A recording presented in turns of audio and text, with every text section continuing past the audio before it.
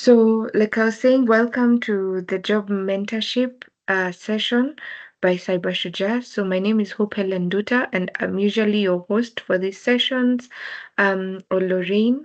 So, the purpose of this session is to help you become industry ready, whether it is in a technical skill or a soft skill, and also interact with those in the industry and understand what is expected of you. So, karibuni sana for those who it's your first time. For veterans, alumni of Cyber Shujaa, by now, even those who are in the cohort, the first cohort of this year, Cyber Shujaa, have also been here for some time. So feel very welcome. So I'll go ahead and introduce the topic for today. So we'll be talking about interview preparation. Last week and this week, we kind of took a break from the technical sessions or technical demonstrations and just now went into applications and how to secure jobs or opportunities and how to earn. So last week we had the opportunity to look into online work, and specifically a look into the Fiverr account creation and how to start up there. So I hope we found a way to implement those insights. So today we'll be talking about interview preparation. So the do's and don'ts before sitting for an interview, what to expect during the interview, and how to answer different questions. And with us is Jane Akoth, who is Placement Officer Cyber Shujaa. She's been doing this for some time now. And one of the reasons why Cyber Shujaa has a very high placement number. So far the numbers count at over 2,000 placed, and that is thankfully due to the Cyber Shujaa placement team. So with us is Jane, who will take us through interview preparation and guide us through the do's and don'ts. So karibu sana Jane. It is good to have you in this session again.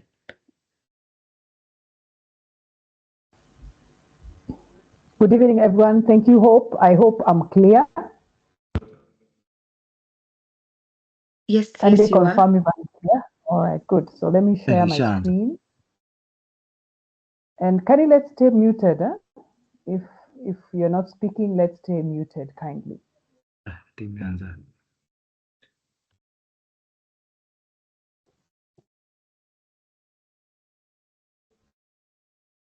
All right, so we can all see.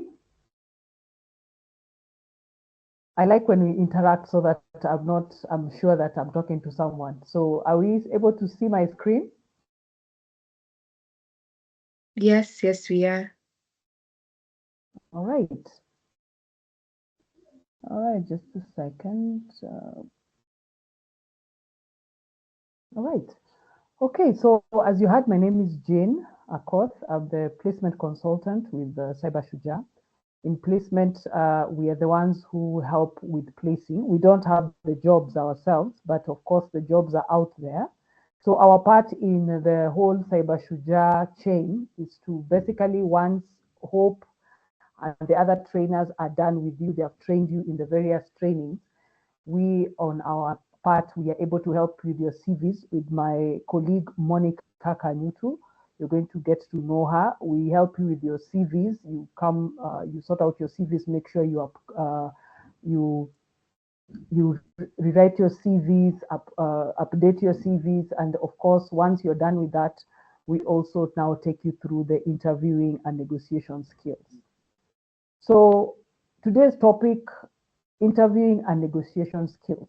Okay, so basically this is just us wanting to prepare you for when you are done. Some of you are going to go for interviews even before even you're done with your courses, because there's going to be internships, and some of the internships, in fact, over all the internships, you may be called for an interview.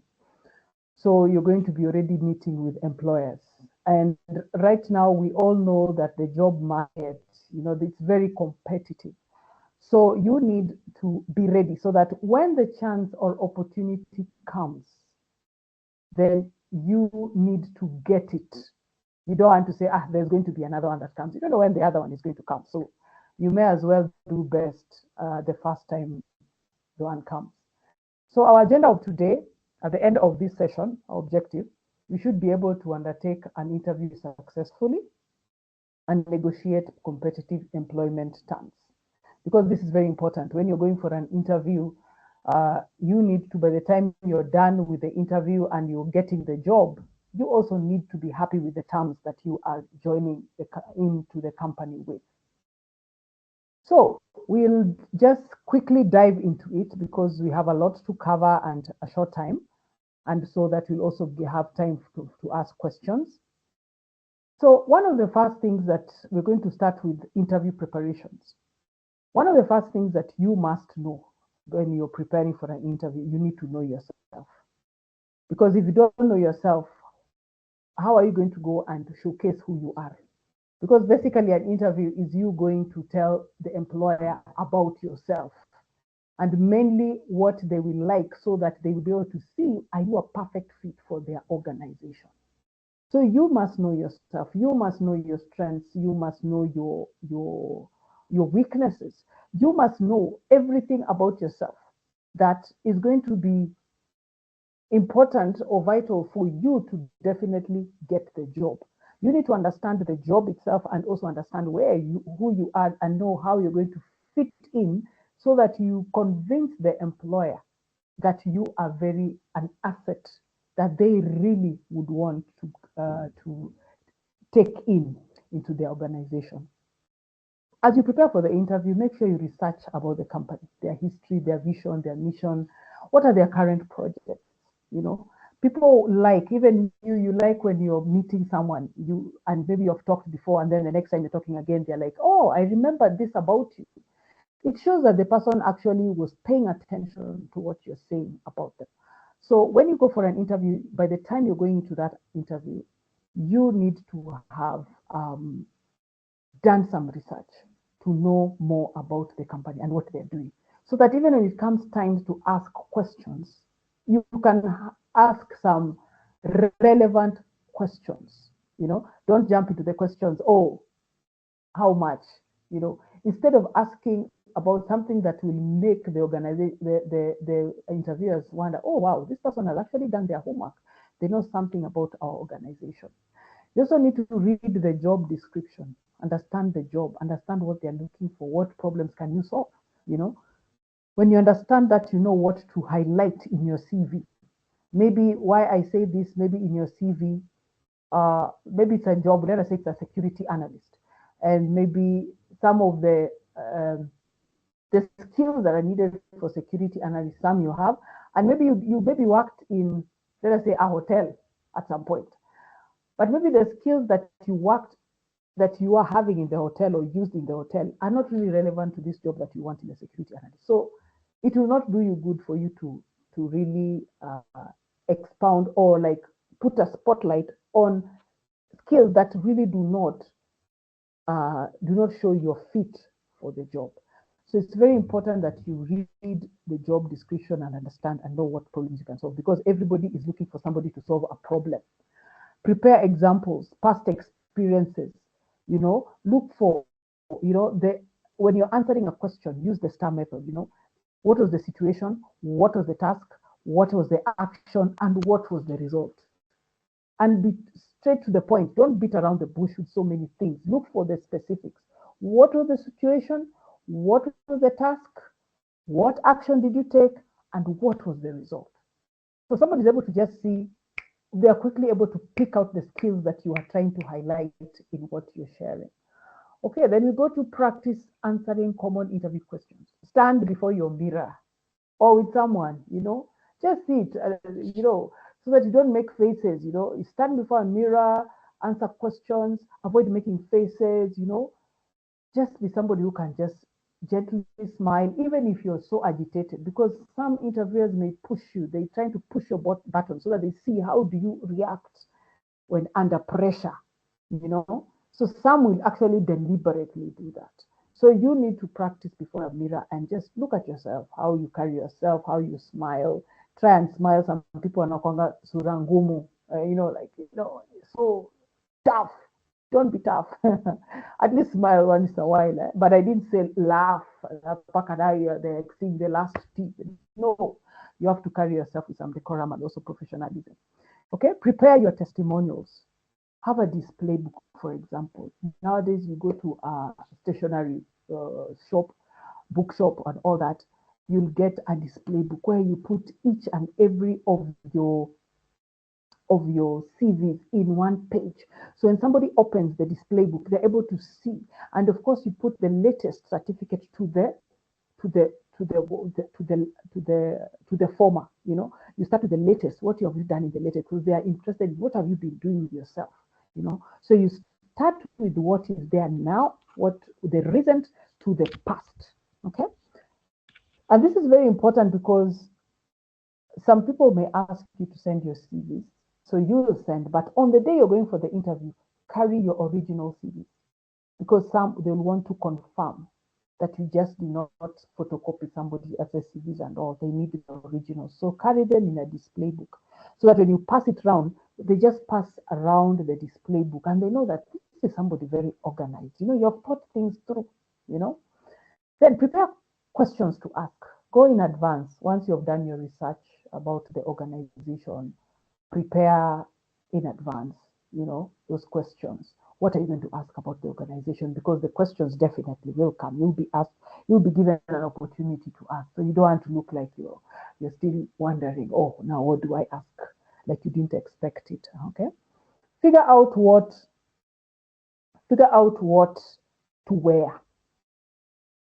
I take a pause because we are living in a day and age where people dress very interestingly. So for an interview, let's dress appropriately. Okay? Just like when you're going for a wedding, you dress appropriately. When you're going to meet maybe the president, you're going to dress appropriately. When you're going for a church service, you dress appropriately. Even when you're going for an interview, you dress appropriately. I know this is IT, and sometimes IT can be like, dress down, casual. When you're going for an interview, dress the part, smell nice, don't make people faint with sweat. You've come there, you have to walk a long distance before you reach. Actually, when you're going for an interview, try and make it there early enough so that in case you had to walk a distance, you're able to go to the washroom, and freshen up, clean up yourself, your shoes, if maybe there was dust, because yeah, life happens. Sometimes you've been tamarking for a long time and maybe you didn't even have the fare and you walked, So we understand such things happen, but that does not give you the excuse to show up not looking the part. Be neat. Some breath mint, you don't want to say hi to someone and they fall down and actually faint. Clean, brush your shoes, and maybe carry something that in case you have walked and your shoes are dusty, you're able to clean them up. And this one I want to really insist because some people, we are human beings, and sometimes we are able to judge you. We judge people by what we see, the first impressions. We are so quick to judge and say, this person is not serious.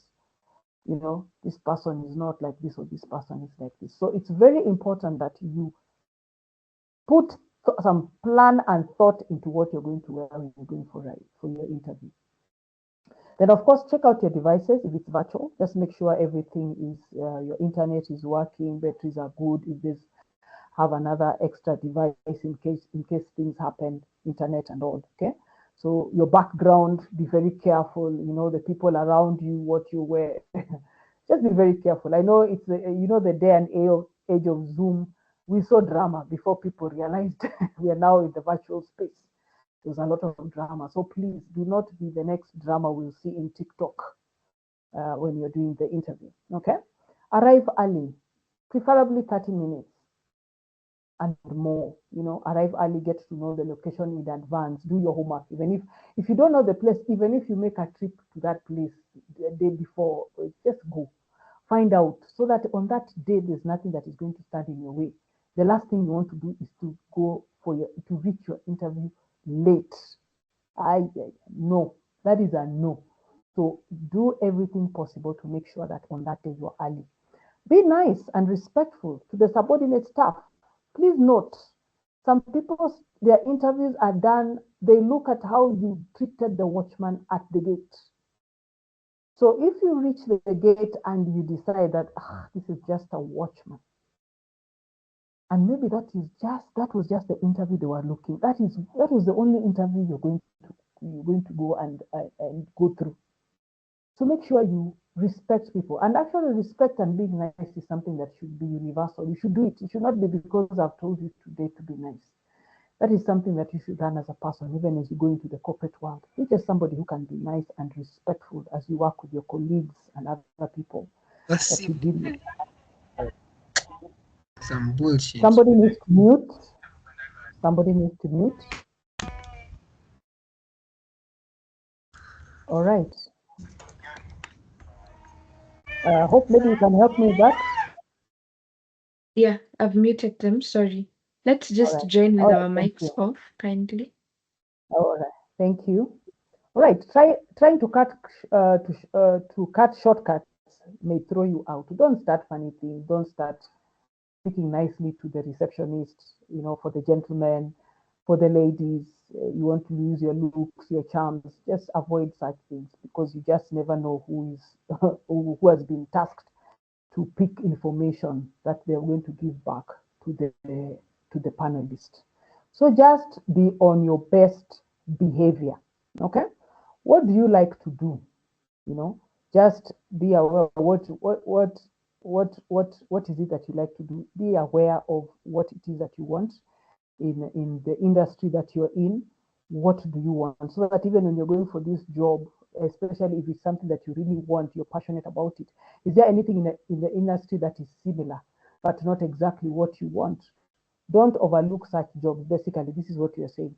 There's sometimes that when you're applying for jobs, the job you're looking at, you want another job that you really want, but something else has come. I always say this: a bird in hand is worth two in the bush. So you can as well mark time somewhere, do this job, gain some experience from this job as you wait for your dream job to come, and then build yourself, build your skill, and then as the jobs are coming, apply. So when the time that job that you really want comes, you have already prepared yourself, and you just ace the interview and even get it. Assess your credential and experience. Your schooling, previous jobs. Those ones have to be you have to have all that information. You have to know that. In fact, you need to know that so that by the time, don't be the one who, when they're going through your CV, they ask you something and you're like, sorry, let me look at that. Let me look at that again. How now? You are supposed to know your CV in and out. You're the one who wrote it. Okay, so we are assuming that everything that you put there, you know. What are your transferable skills and achievements? Those are things you need to include. You know, what are those transferable skills and achievements? What did you achieve? Starting from high school, like you are starting right now, okay?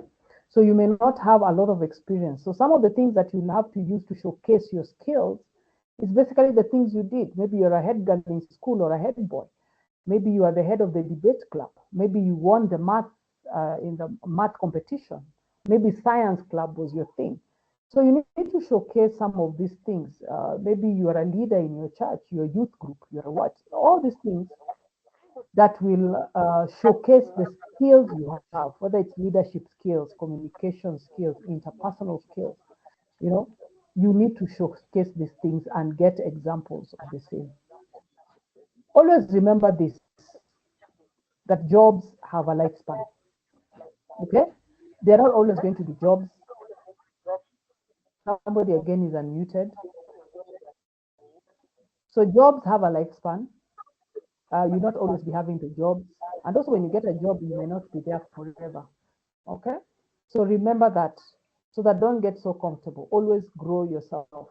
Even when you get a job, grow yourself. Because sometimes you may have to again move to another job. So always grow yourself. Have a plan. Have a growth plan. Even right now, you need to have a plan. Right now, you as a student, you who's starting, you need to have a plan.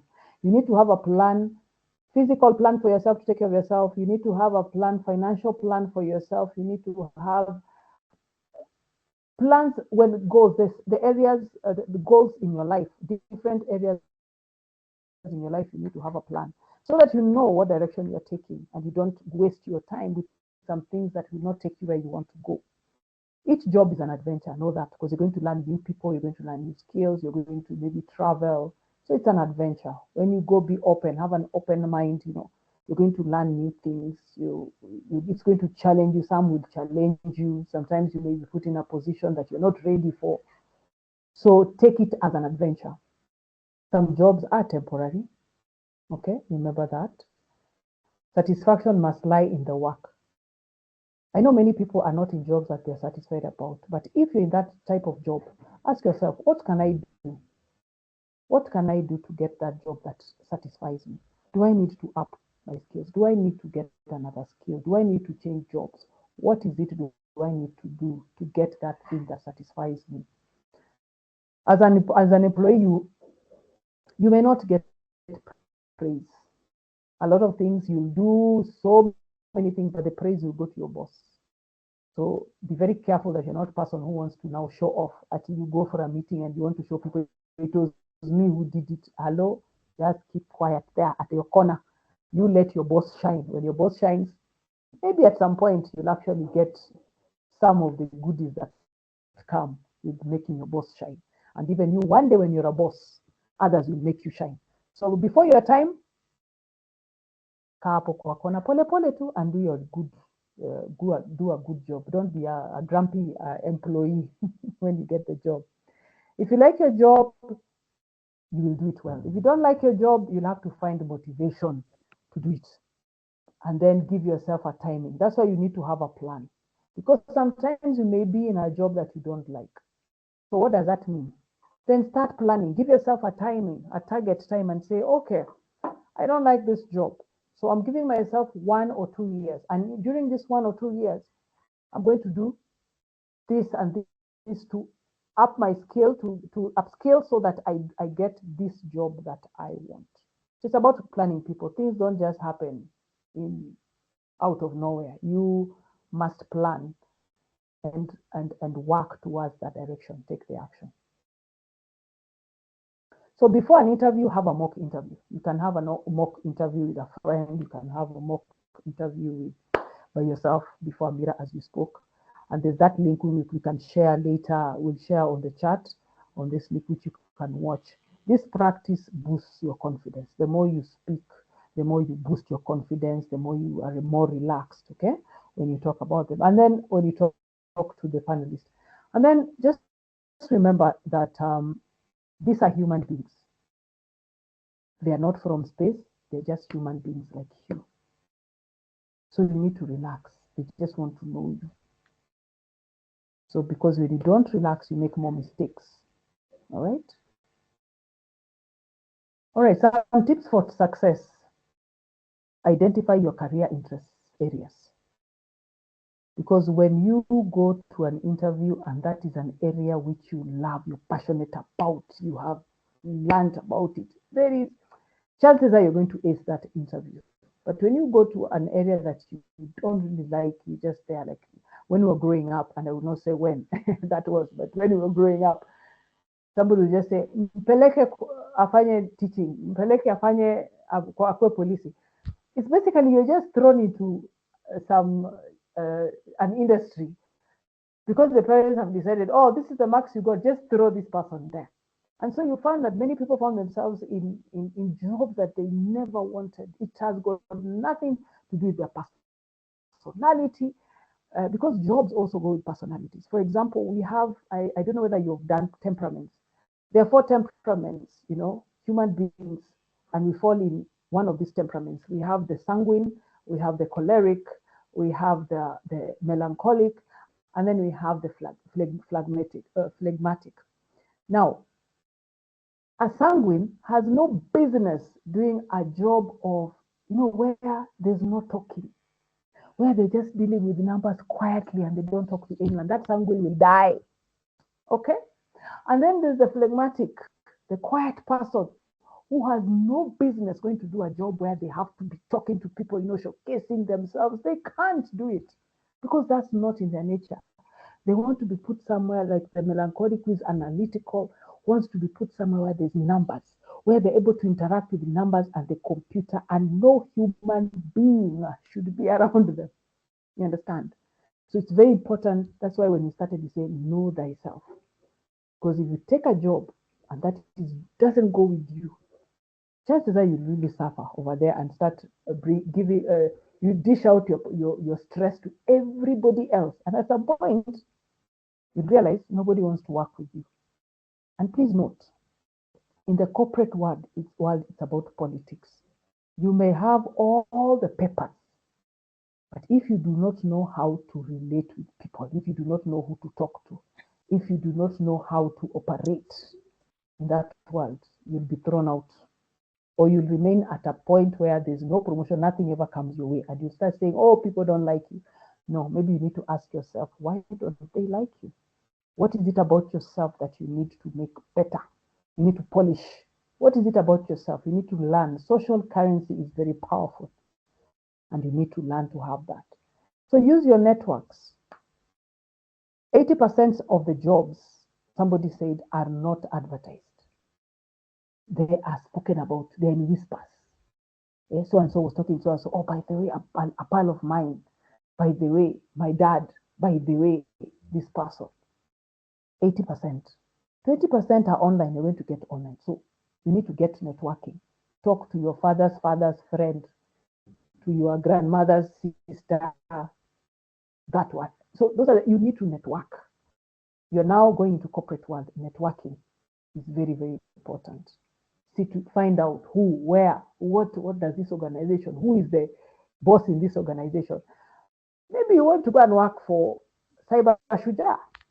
So you want to find out, hey, who is the boss in Cyber Shujaa? What does Cyber Shujaa like? You know? So those are the things you do your homework. So by the time you decide that this is the company, I want to one day work in this company, you have prepared yourself. So when the opportunity comes, you definitely nail that interview and get into that organization.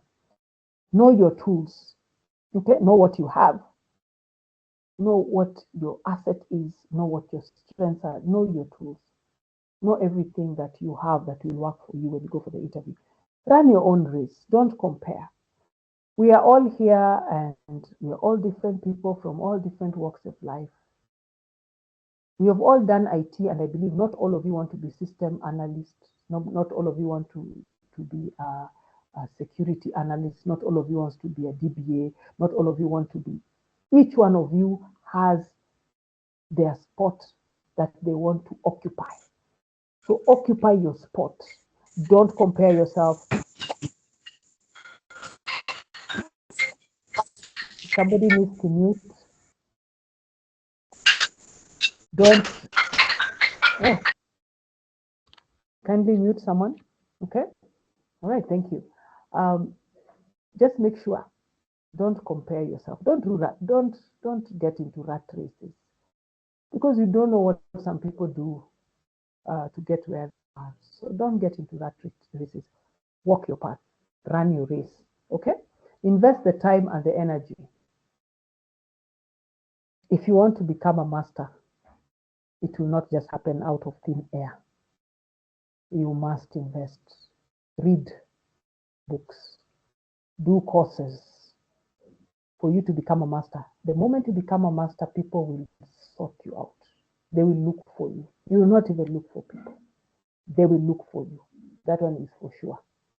So get to understand your industry that you're in. Get to know what is the latest, what is trending.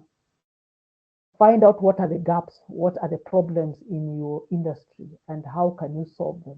And the moment you're solving an issue, a problem, the money will just run after you basically. You'll be just seated somewhere and money is coming in, people are looking for you. A reality check, and this one we had mentioned before. It only takes one job offer for your life to change. Just one. You can imagine if one of us who is here today and the next day, during our time, it was 1 o'clock news, during Moi's time.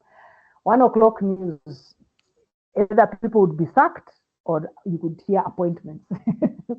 So you can imagine you're seated here and then in the 7 o'clock news, you're going to hear our president has appointed one of us as the head of public service. You know, that job of that one job is going to change your life, my friend. It's going to open doors for you, tender opportunities, the people you're going to be rolling with. It's going to open doors. So it only takes one job offer. So don't give up, okay? Job searches can take 6 to 24 months. So it's a marathon. I always encourage people that we talk to, even as you're mentoring, when you're doing placement, this is a marathon. It's not a 100 sprint. Some people will apply, and the first application they do, they get the job.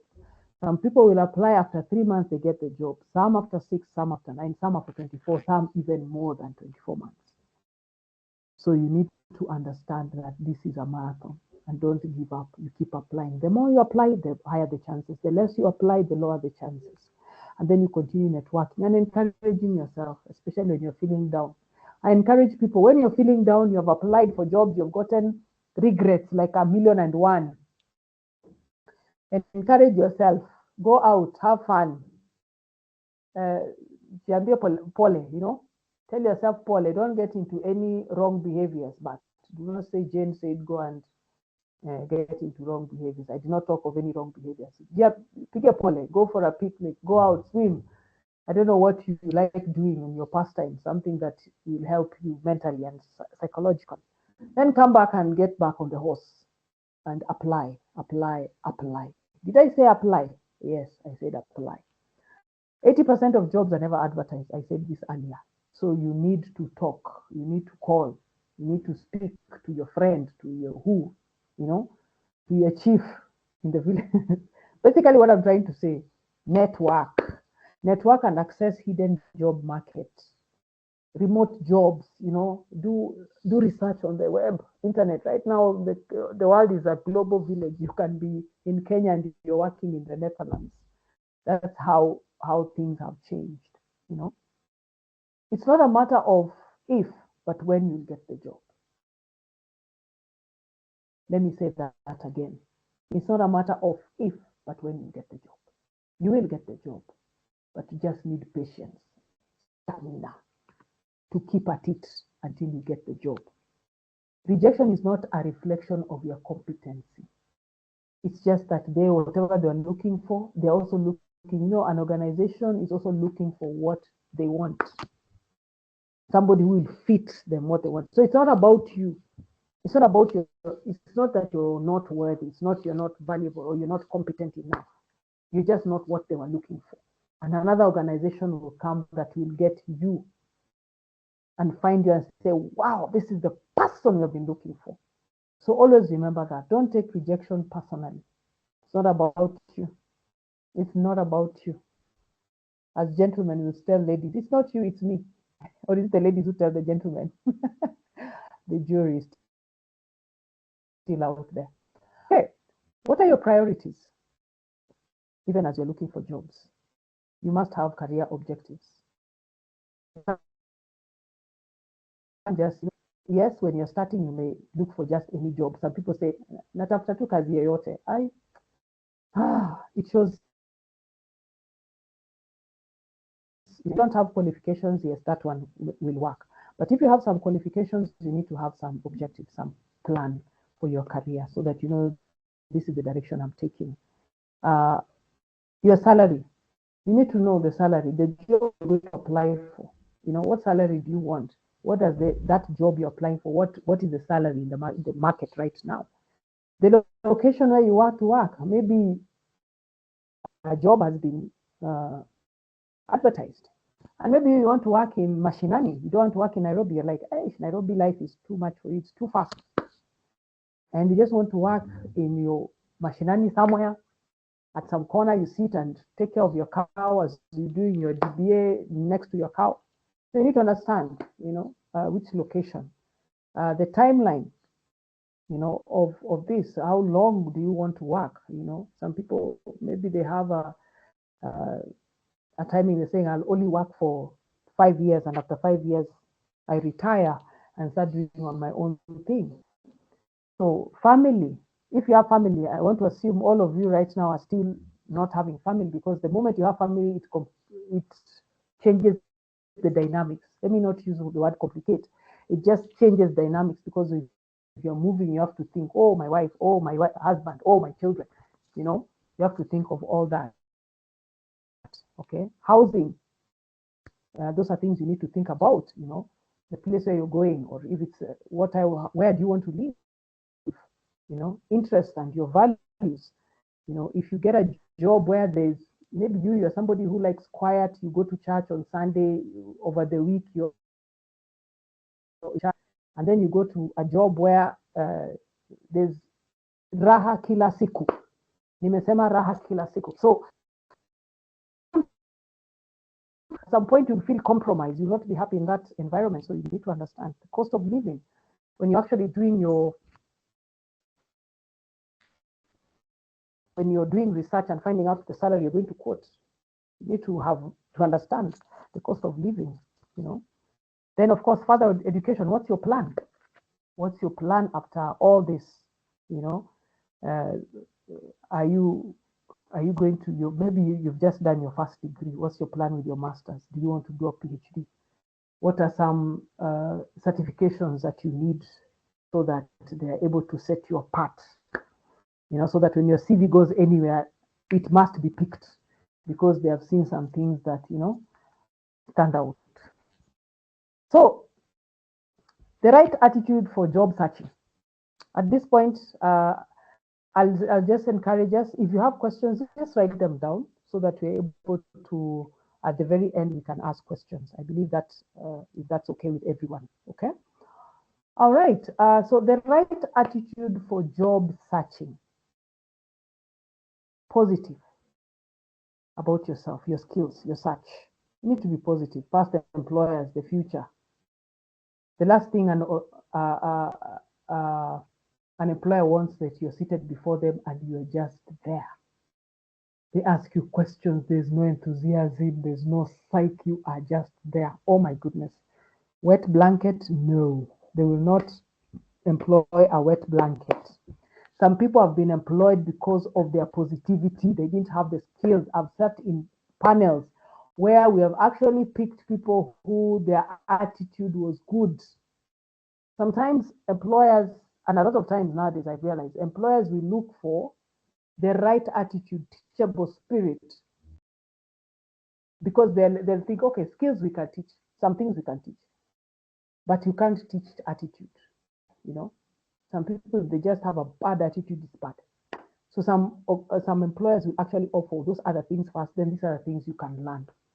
Persistent, apply for other jobs at the company, keep watching for openings, keep trying to improve while searching. That one we have talked about. Confident, believe that you'll be successful in adding value in a new position. Body posture, confident. Know that you're worth it. You've gone to school, come on. You've done 3-4 years in school. So you're worth it. And we want to assume that there's no one who was copying all through campus. Because if you are copying all through campus, please, drama will start at some point, because now when you need to deliver and you don't know anything, it's going to be a problem for you. But I want to believe that all of us, you've gone through campus, you've done the years that you have done, you are worth it. So when you're going somewhere, know that you're worth it. You're worth it. You're bringing something to the table. You have skills. You have abilities. So you need to look at yourself as that. You're somebody who's valuable, because so that you not for you to become arrogant.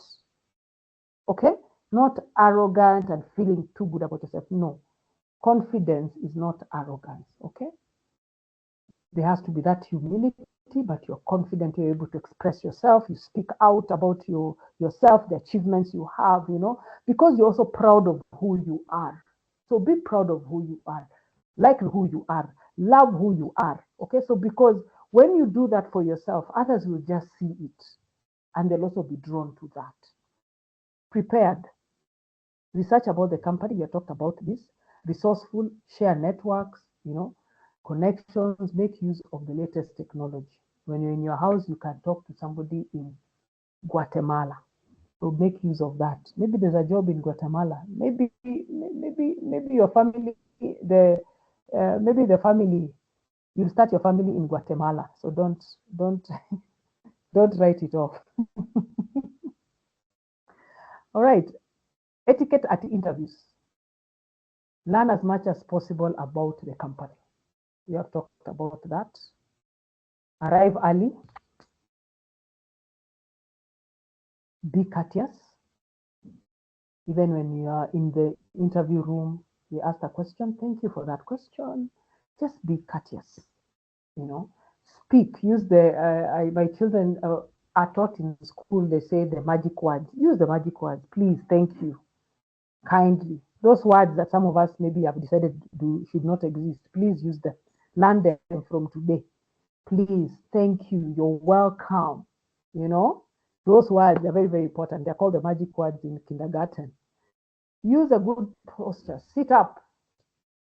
Walk in. Be confident. Walk in. Don't walk in like you bow down. Why are you bowing? Why are you slouching? No, sit up. Walk. And I'm assuming that time you've dressed for the ladies, dress the part, walk in confidently. The men, walk in confident. You're smelling nice. You're looking good. There's something about when somebody is looking good, dressed well, and smelling nice that people just like. People just like it. So avoid using first names unless the interview is familiar. And even if they're familiar, be very careful. Don't just come in. Yo, what? I don't know how people talk. Yo, what's up? No, please. What's up, Okanyuma, outside of the room? Walk in at that moment, be professional. They may be trying to help you to get the job, but when you go there, be professional. Remember that. Okay? If they ask you to use first names now, no, call me, because there's some people who are very down to earth. They're just telling you, no, just call me Jane. Then fine. But if they don't, Mr., Mrs., Miss, Madam, Sir, use those ones. Just be professional, okay? Dress decently and smart. I think dressing today is the operating word today. I think it's now that this is like the third, fourth time. So dress decently and smart. Listen carefully. Attentive listening, deep listening when you ask questions. And if you don't understand, just say kindly, come again. Pardon, I didn't get that. It's okay to ask so that you answer the right questions that you're being asked, okay? Listen carefully, smile, learn, and just be yourself. Just be yourself. Relax. Just relax. Relate your qualifications and your desired job and your desire to do a good job. Basically, whatever you have done so far, relate it to what you are hoping to do and what you're bringing to the table. In a day and age where people are being asked what they're bringing to the table, I hear some people saying, some people answering, I am the table. So basically, when you go there, yes, show that you are the table. Okay. On a lighter note, okay. Do not initiate a discussion about a salary or benefit. I repeat again, do not initiate a discussion about a salary or a benefit. Don't. Let them be the ones to do. Even if they don't pack at the end of the interview, please leave. Do not ask. Let them be the ones to start that discussion. And when they start it, give a range. If they ask you, how much are you expecting? Give a range. If they insist on an amount, I want to believe that you have already done research, so you can give an amount. You've done a budget, you give an amount. Somebody speaking? Can you hear me? Yes?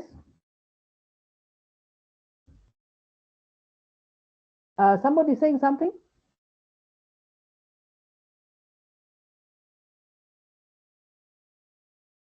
I think they've gone quiet. Mm. Wi-Fi potea. Your internet is breaking. Mhm. Hi, Hope. I think they're having an issue with internet because we can only hear them partly. Okay, are we together? Mm. I think just as maybe they sort the internet and ask their question, there is a question on the Q&A, if I may ask on their behalf. So Stephen is asking. Hope, can you hear me? Yes, I can. Oh, wait, you can't hear me? No, sorry, I was not sure because I was speaking and you're not hearing me. Sorry. Yeah, okay, yes. I'm saying there's a question on the Q&A I'd like to read out. Okay, Um, sure. so Stephen is asking, how can we effectively network with high-value individuals such as CEOs, managers who often don't respond to messages or calls after initial interactions, given that people typically engage with those who add value to their lives? So, he's talking from the experience as a beginner. Okay. Thank you for that question, Stephen. One of the things we need to understand, networking needs a lot of wisdom. One, networking needs a lot of, what is the word that I used earlier? Basically, networking is about politics, getting to know who knows who knows who. Going directly a lot of times may be harder. So sometimes even just getting to interact with the CEO, you find out where do people go? Like in marketing, you're told if you want to get the CEO of a company, find out where does he go, what does he like. Maybe the CEO of a certain company likes basketball.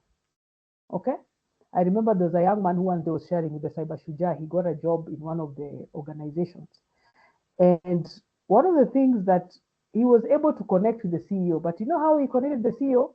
His love for basketball.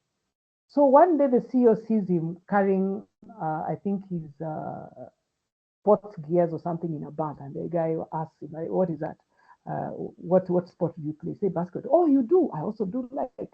And imagine that was just a point of connection right there. And the guy was like, "Okay, so you should join us. You should invite me one day."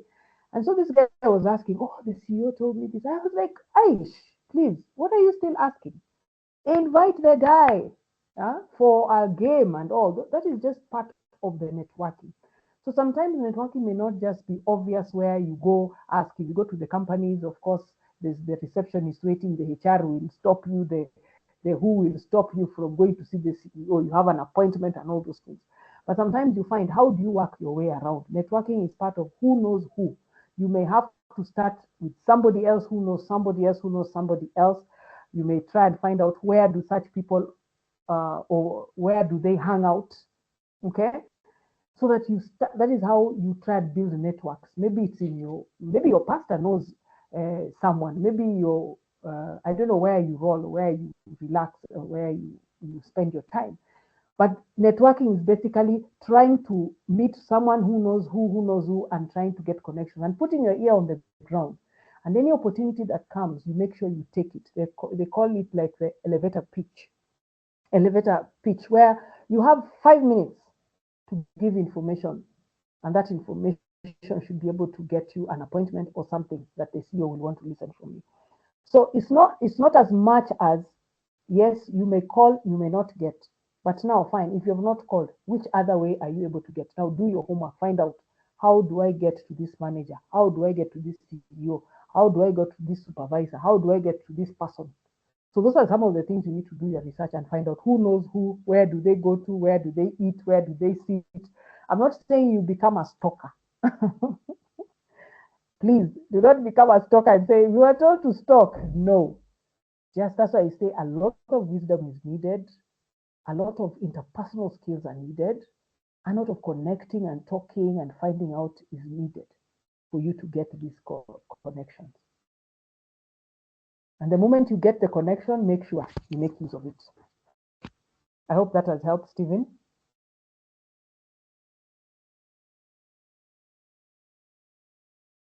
We are together? Hope?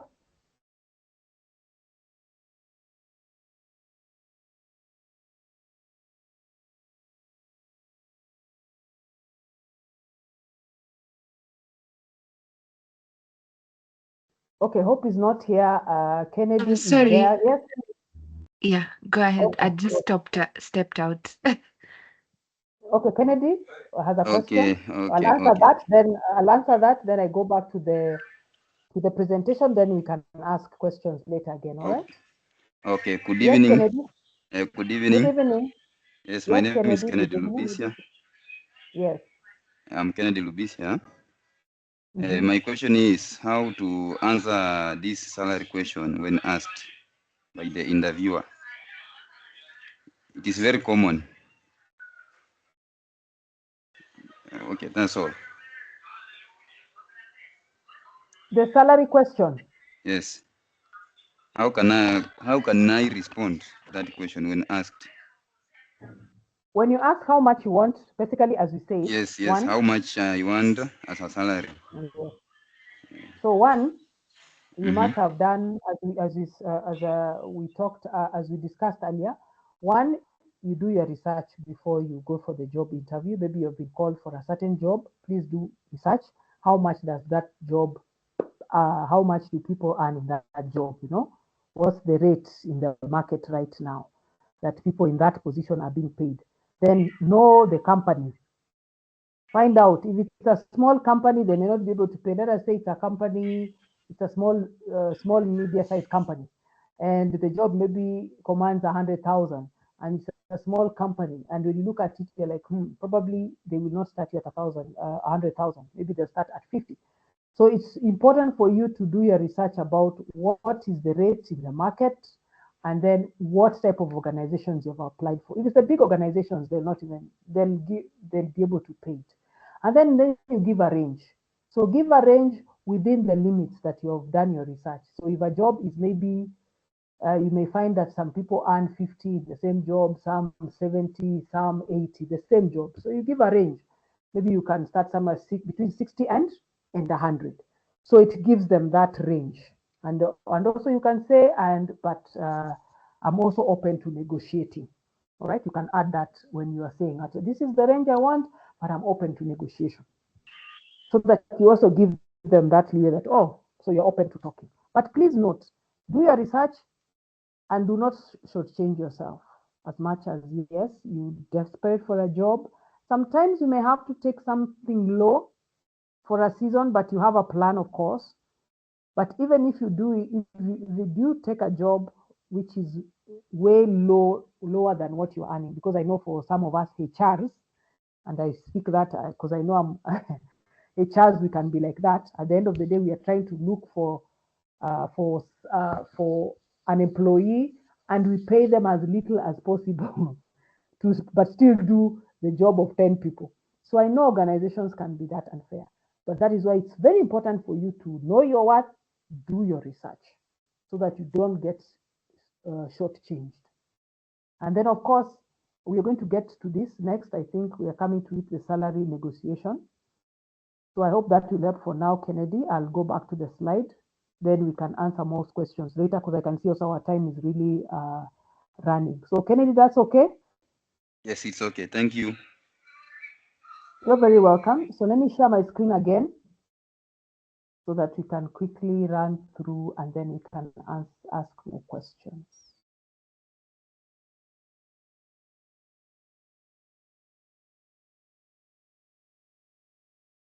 Are we together?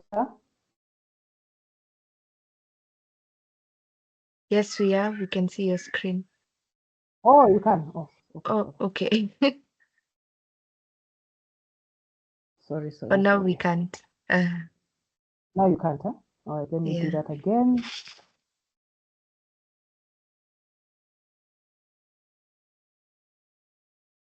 Ian, if it's a question, kindly let's wait to the end.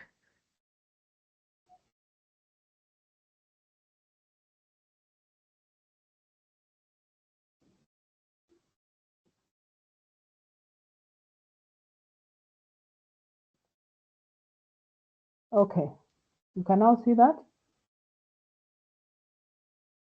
Yes. All right, good. Thank you. Thank you, Hope.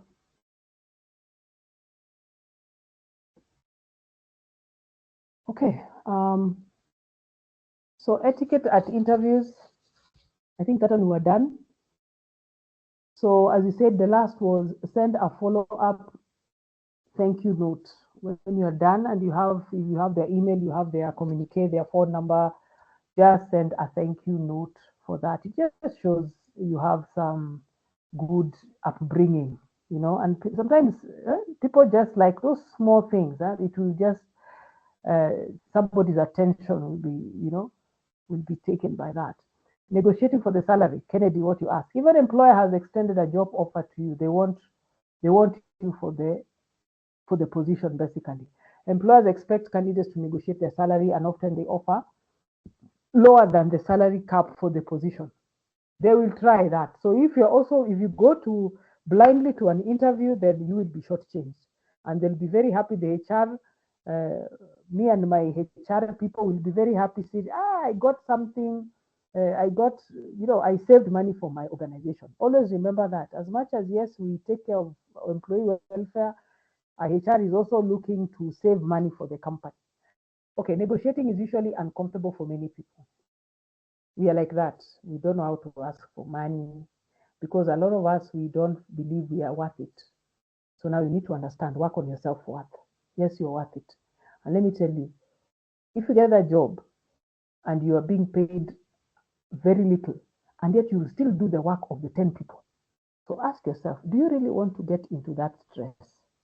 And then you're also not being paid commensurate for that. So go for it. But again, I've put a rider here. When you're starting, you may not have a lot of leeway for, negotiating and refusing. But again, you may have. Maybe you are still with your parents and they're paying your bills. So you still have a time where they're not throwing you out of the house. So you can at least choose jobs. But sometimes for some people, they may not have that option. So take what it is you are able to. But now when you're inside, work towards getting what you really want. So you really need to stay focused, even when that happens. It always takes place after the interview. They may do when you are done with the interview, then that is normally like the last thing they'll ask you. What are you expecting, in this? Negotiating, do your research. We have talked about this. Don't walk in blank because you will cry. The initial offer, the employer may give you the first offer. Determine what is the value of this offer, commensurate to your skill and your job type. So you need to have done your research. You need to know your skill. You need to know. Okay? Ask what benefit it includes. Now, the moment they now start talking about salaries and all, now you're free to ask, this salary it comes with what? Is there medical? Is there transport? House allowance? Those are things you need to know so that you're able to also gauge if I'm getting all this. Sometimes the pay may not be good, but some benefits are very good. You may have good medical cover, you may have transport, you may have training. Okay? So those are things you need to also look at. The employer may ask what you want. You need to have done your research to know the average pay for this type of work. That one we have said before. Be objective. Do not base your offer based on your lifestyle, but skill set and type of job. My friend, do not go there and you've decided your first car is going to be a Mercedes. And now you start asking for crazy amounts. You'll be thrown out of that interview room. They'll be like, oh, it's been good. Thank you. Bye. And you're thinking, hey, they're so quick to dismiss me. Yes, they were, because you're being unrealistic. Negotiating the counter offer. Present a counter offer. Sometimes you may have the opportunity to present a counter offer. Maybe they presented this, and that is now where the negotiation comes in, where you're open to negotiating. You must let them know why you want a higher pay.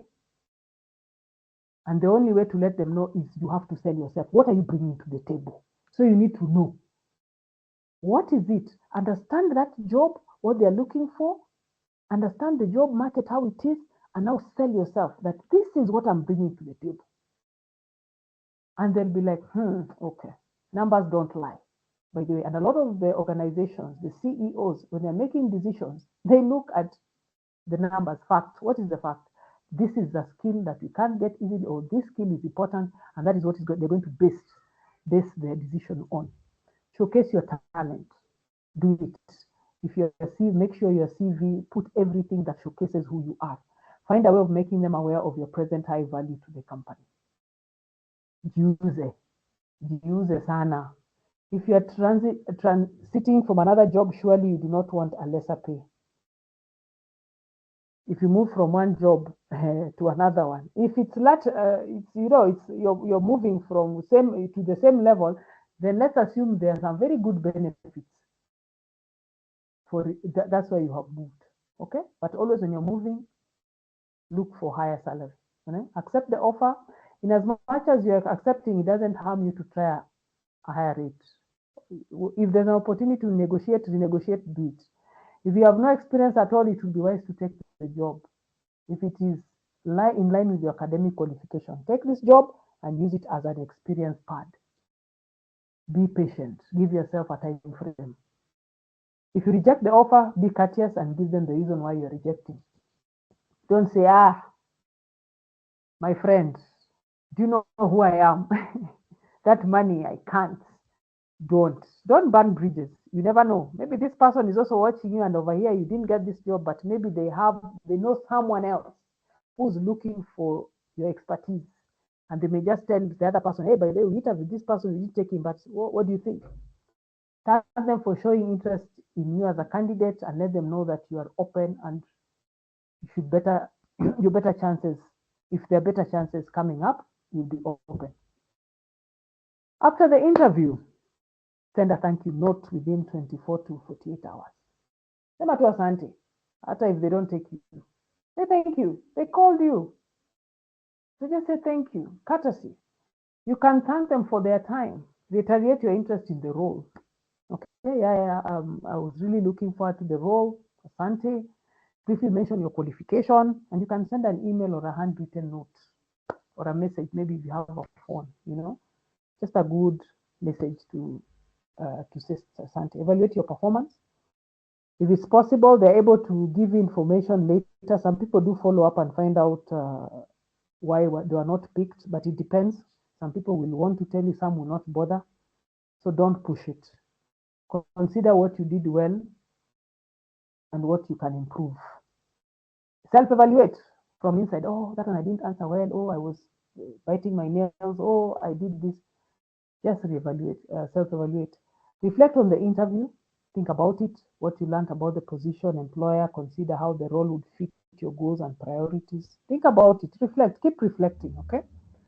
Follow up. If you don't hear back from the employer within the indicated hiring timeline, you can follow up once. You can call or email the interviewer or human resources contact, reaffirm your interest in the position, and ask about the new hiring timeline. You can, if they give you that opportunity, if there's that. If it's not, it's okay. Let it be. Then, as you wait, reduce stress. Reduce stress. You move on. If it will come, it will come. If it doesn't come, it's okay. Move on. Life still goes on. And relax and try some stress relieving activities. So that's the time you just continue with life. Life is going to go on. Whether you get that job or not, life continues. It's not the end of the world.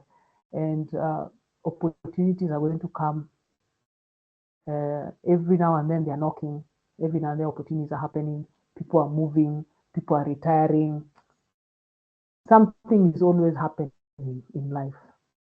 So the thing is, you don't give up. You keep on. You keep on applying. You keep on building yourself, upskilling. And you keep on waiting and you keep on applying until the day you get that job you want. Then you can now stop and enjoy the fruit of your labor. Thank you, guys. I've come to the end of my presentation, and this is the time for questions. I think now Hope will guide. For how long? I can already see a hand.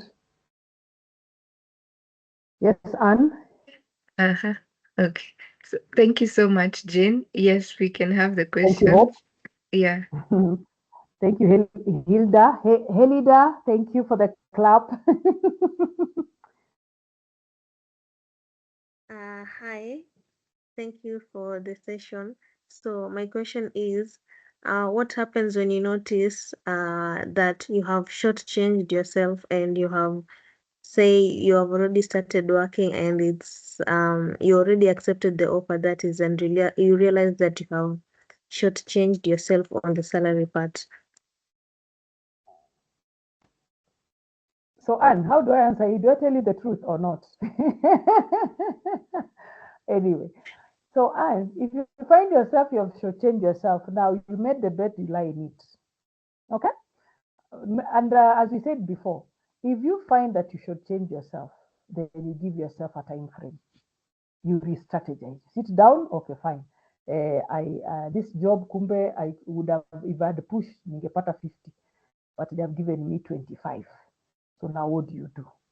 You sit down, re-strategize. Tell yourself, okay, What am I learning in this job? You start evaluating, you put down. What skills am I getting here? Can this be just an experience pad and then I move? Those are the things you put down. How long can I give myself? What do I need? The job that I wanted is what? Where do I want to move to? What do I want to move to? So you sit down, re-strategize, and give yourself a time frame. And then when the time is right, you move. You see, the moment you're employed, there's normally the process, how it goes, how they follow their processes in organizations. You're going to have you're going to have the probation time. Some for depending on the role, some is 3 months, some is 6 months. So once the probation is done, they can confirm you or not. So even you, if you find your shortchange, this period, the 3 months or the 6 months, it's not time for you. You can aggressively look before you are confirmed. But anyway, if it happens that you also went through and you're also confirmed, just give yourself a time frame. Maybe some organizations have a system where once you're part of the job, every year there's a raise. So you may give yourself that time. If you find that there are other good benefits and maybe you're learning, it's a good working environment, you may say, okay, fine, I got should change, but is there a system where they're able to there's salary addition, things like that. Then those are some of the things now you weigh. If it's like that's the amount you got in and there's not really of salary raise, then work towards an exit in a good way. Strategize, upskill, apply for jobs when time comes, give your resignation, and vamoose. But for that time, you'll have to lie in that bed and for a moment. Okay, thank you. You're welcome. Next question. There's Nduma and Okay. Valerie. Thank you, thank you. I'd like to ask two questions concerning the interview. On question number one, from HR perspective, they are very sure that when hiring for one person, they know the budget of that position. Then professionally, why do they ask the question, what is your salary expectation? Yet they are very sure the position will pay X amount of shillings. Number two, when I do an interview and then they tell me you get the result maybe after 2 to 3 weeks, depending on the time of hiring. Is it recommended? Maybe after 2 weeks I have gotten no feedback. I do a follow up on the email. Thank you. Okay, thank you for those questions, Maina. Yes, those are HR processes. We are going to ask. We are going to ask because, as I told you, at the end of it all, HR, I'm also looking to save money for the organization. So if I'm able to squeeze it out a bit, some organizations, by the way, they will not. And that's why your goal should be working for some of these very big organizations, but also the pressure is real. But some of these big organizations, then they have a salary scale. So the moment you go into an organization, there's going to be a scale. A lot of times you may not be shortchanged. But in these other small organizations, these other medium, upper, katikati, and all that, they're going to push to get the good labor for the lowest amount they can pay.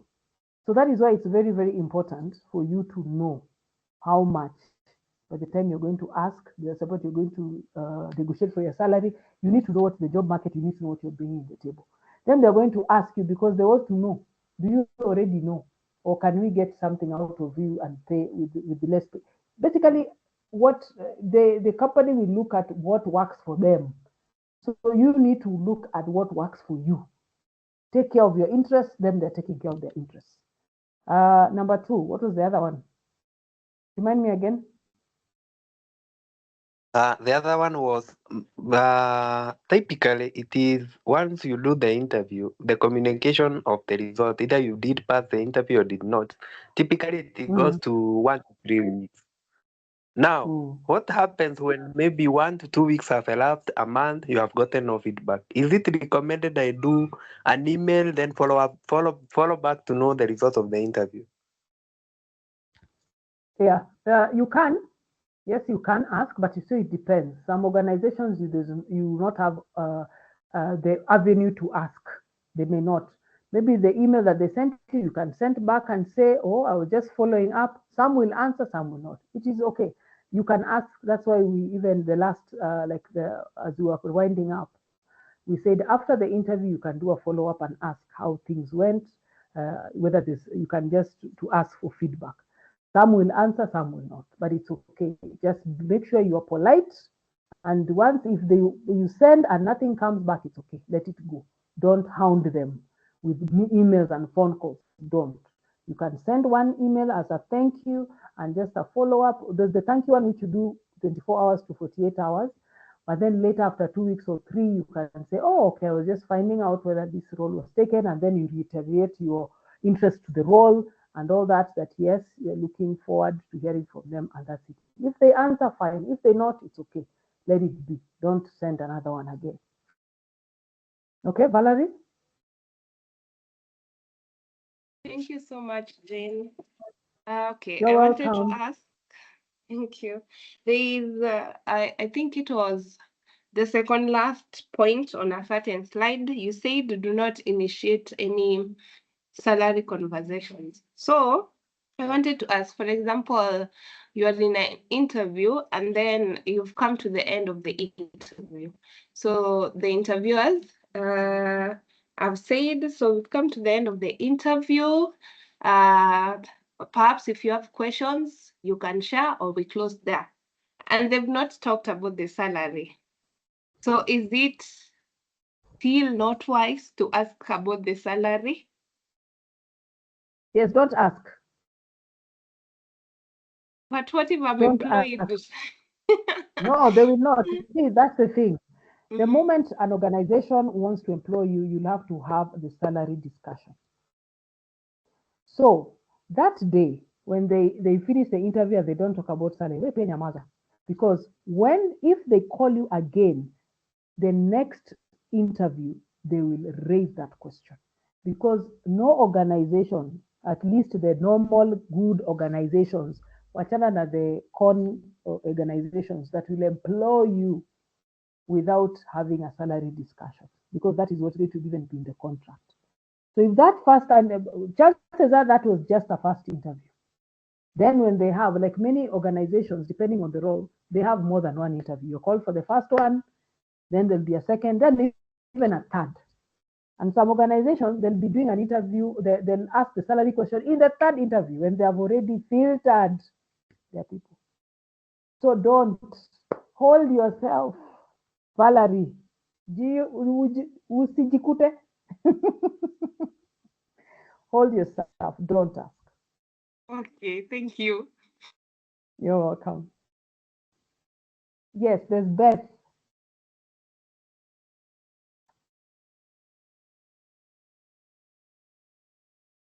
Beth, are you there?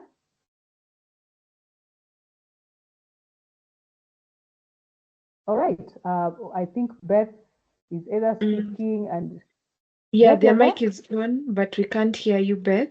You can type in the Q&A. Because of time, let's go to Yes. Cedric and then Kevin. Okay.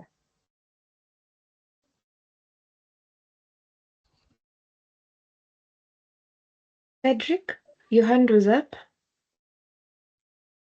He asked. Okay, Kevin. Good evening. Good Good evening. evening.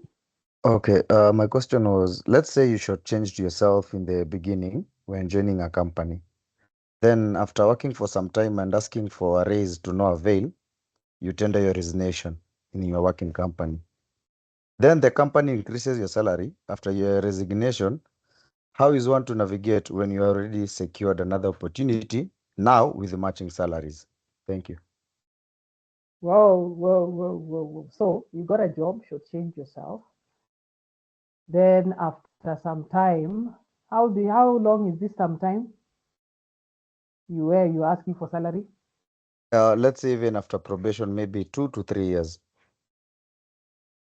Probation ends after 3 months.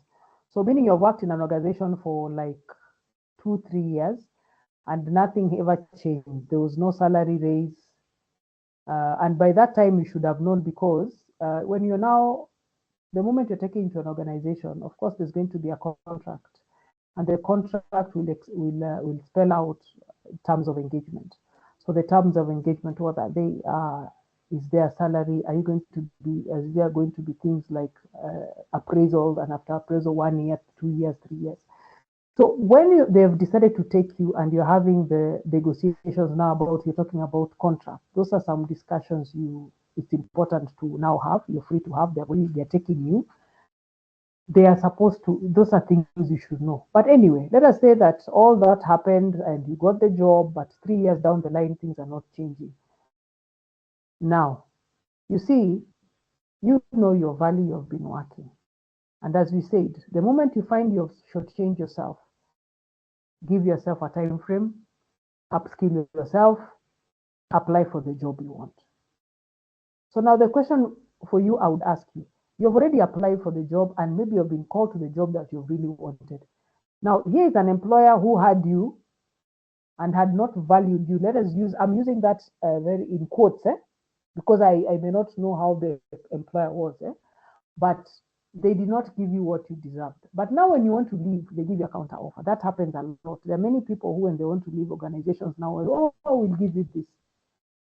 For some people, they prefer, now that I decided to leave, I leave. Some people have remained and things have not gone well because some employers may be very vindictive.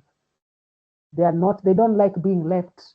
So they behave like jilted lovers. So, so the moment you decide, how could you dare think of leaving? So they give you a counter offer. And when you come in, they frustrate you. And you may even lose your job, and then now you find that you've gotten this opportunity, now you're losing your job, and the other opportunity left. So it's basically for them, they just wanted to mess with you. So in a situation like that now, it will be you to now look. You've been here for 3 months, you didn't for 3 years, you didn't get what you wanted. You have now upskilled, you have applied for a job that you really want. Then now it is you to decide, that job that I really want, is it worth it? Okay, and then you look at, how has this working environment been? It's not an answer that I'll just give you, yes, you go. Because sometimes you who's on the ground, things are different. So you need to also understand, how is this environment? Maybe the employer was a very good employer, but they were not able to give you whatever you wanted, but now they're ready to give you. So it is you to also gauge, all right? But if the organization that has offered you another opportunity is a good one, and all those other things that you wanted, you're getting, then you're still young. Adventure, as you said. The job is an adventure. Go, have your adventure. Thank you. You're welcome. Yes. Eh, John and what time is it? John and then Eunice as the very last one. Yes. No, Eunice is the last one. I'll hold for that one. So, John, go ahead. Okay, thank you very much, Madam Jane and Hope, for the presentation. My question was, in a situation where you are working in a company and a higher rank has been announced, after how long should an individual who is in a lower position allowed to apply for such a job? Let's say you are a junior, for instance. Let's say you are a junior developer, then you want to apply for that senior position. Yes. So more often than not, they'll give guidelines when a job is because they know more often than not in those organizations, they first advertise it internally. Okay, so when it is advertised internally, they give the guidelines for that position. So you should follow up positions and also know the type of boss you have. Okay, so it's very important. Some of these questions, I'm answering them, but I will tell you, when you're on the ground, you need to do your research, find out the type. It will depend on which boss. You know, some bosses, when they see that you're applying for another job, maybe they don't want you to get that job. So you need to understand also the dynamics, the culture, what's going on.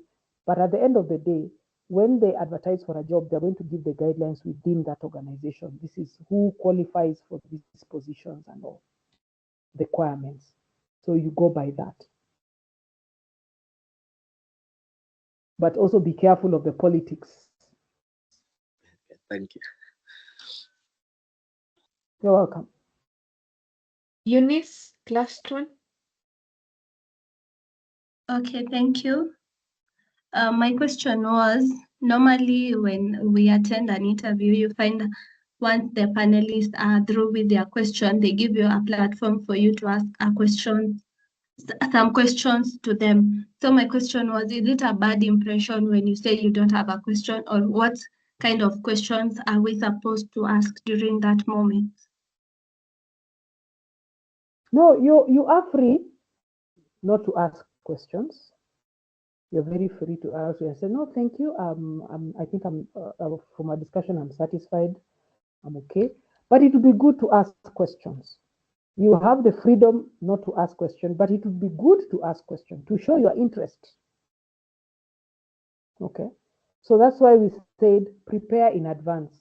You've done your research about the organization, what they do, and all. Just get a question. It's not hard to ask a question. Find out something you can ask, whether it's the projects that they do, something about them, and then, or you say this role for you, for example, what does this role that you're looking to fill, what does success mean for you in regards to this role? So they see that you're interested, you're actually seriously considering this thing and you're thinking about it. So yes, you have the option of not answering questions, but I would suggest ask, get a question, ask, interact, show interest. Don't be afraid. Okay, thank you. Show your confidence, show your finesse. Yeah, you're welcome. Thank you so much. And with that, I bring the Q&A session to a close. So I know there are very many more questions, and this is a very core topic for us, and I do appreciate the interaction. What we'll do is maybe, Jane, you can communicate how they can reach you with these questions later on. Mhm. Okay. If you have any questions for me, you can, my number is 0721 239 544. Let me put it on. Am I able to put it on chat? I don't think the chat is accessible to everyone, but Okay. I can just, All right. let me see, I can type it out on the Q&A. Okay. But then that will be there for some time. Just repeat the number. Whoever wants to note will note it manually. Yes. So just the question. Okay. 0721 239 544. Okay. So thank you Or so much. email, or actually email. Let me share my email. jane.akoth@cybershujaa.co.ke. Jane.akoth@Cyber Shujaa. So this one, let me put it here. Yes, that one you can.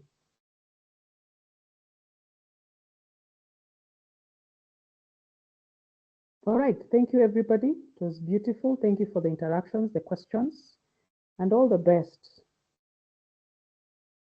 Thank you. Thank you so much, Jane. I don't, there's nothing to add. You know, you've just covered it so well, and down to the questions, and even going above and beyond to extend and give us your time.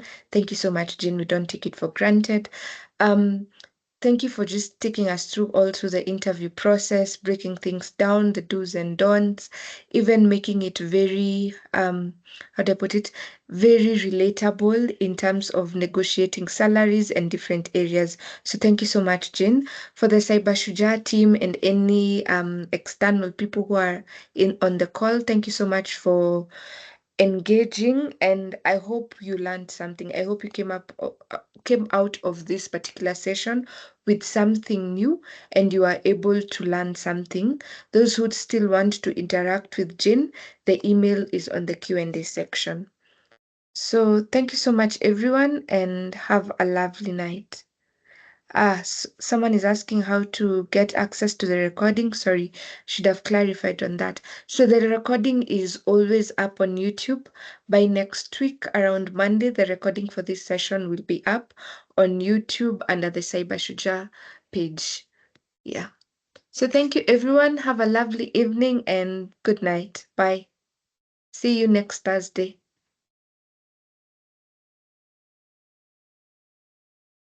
Yes, Kaiga and Aaron.